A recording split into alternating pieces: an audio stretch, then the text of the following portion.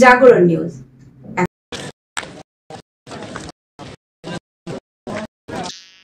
খুলনা প্রকৌশল ও প্রযুক্তি বিশ্ববিদ্যালয়ে শিক্ষক ও শিক্ষার্থীদের পাল্টাপাল্টি কর্মসূচিতে চরম উত্তাল হয়ে উঠেছে কুয়েট ক্যাম্পাস। বিশ্ববিদ্যালয়ের আইন অমান্যকারী শিক্ষার্থীদের ভিসির অপসারণের এক দফা দাবির বিরুদ্ধে আন্দোলনে নেমেছে কুয়েটের শিক্ষক, কর্মকর্তা ও কর্মচারীরা। বুধবার দুপুরে ক্যাম্পাসের দুর্বার বাংলার সামনে থেকে তারা সম্মিলিতভাবে বিক্ষোভ মিছিল বের করে। মিছিলটি বিভিন্ন সড়ক প্রদক্ষিণ করে দুর্বার বাংলার সামনে মানববন্ধন ও প্রতিবাদ সমাবেশের আয়োজন করা হয়। এ সময় শিক্ষক নেতৃবৃন্দ বলেন, ক্যাম্পাস চলে বিশ্ববিদ্যালয়ের আইন কানুন ও সিন্ডিকেটের সিদ্ধান্তে। সিন্ডিকেট সভায় যে সিদ্ধান্ত নেওয়া হয়েছে তার বাইরে যাওয়ার ক্ষমতা উপাচার্য বা সাধারণ শিক্ষকদের নেই।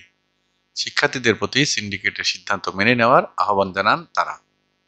অন্যদিকে উপাচার্য প্রফেসর ডক্টর মোহাম্মদ মাসুদের পদত্যাগের দাবিতে বিক্ষোভ মিছিল করেছে আন্দোলনরত শিক্ষার্থীরা। দুপুর 1টার দিকে শিক্ষার্থীরা দুর্বার বাংলার পাদদেশ থেকে বিক্ষোভ মিছিল শুরু করে ছাত্র কল্যাণ কেন্দ্রের সামনে এসে শেষ হয়। এ সময় শিক্ষার্থীরা ভিসির পদত্যাগের দাবিতে বিভিন্ন স্লোগান দেয়। বিক্ষোভ মিছিল চলাকালে শিক্ষার্থীরা ভিসির পদত্যাগের দাবিতে দেয়ালে দেয়ালে পোস্টার লাগিয়ে দেয়। গত 18 ফেব্রুয়ারি বহিরাগতদের হামলার প্রতিবাদে ক্যাম্পাসে সকল প্রকার রাজনীতি নিষিদ্ধ, উপাচার্যের পদত্যাগ সহ 6 দফা দাবিতে আন্দোলন শুরু করে শিক্ষার্থীরা। শিক্ষার্থীদের আন্দোলনের মুখে 25 ফেব্রুয়ারি বিশ্ববিদ্যালয় অনির্দিষ্টকালের জন্য বন্ধ ঘোষণা করে কর্তৃপক্ষ। পরে গত 13 এপ্রিল হল খুলে দেওয়ার দাবি জানায় আন্দোলনরত শিক্ষার্থীরা। বিশ্ববিদ্যালয় প্রশাসন 14 এপ্রিল রাতে সিন্ডিকেট সভায় আগামী 4 মে একাডেমিক কার্যক্রম শুরু ও 2 মে হল খোলার ঘোষণা দেয়। একই সাথে 37 শিক্ষার্থীকে সাময়িকভাবে বহিষ্কার করে কর্তৃপক্ষ।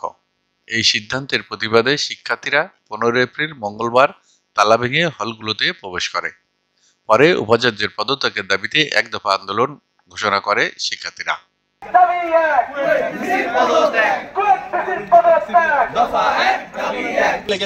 এই নিউজটা কি পত্রিকায় এসেছিল? এই এখন হল খোলার ব্যাপারে তো সিন্ডিকেট।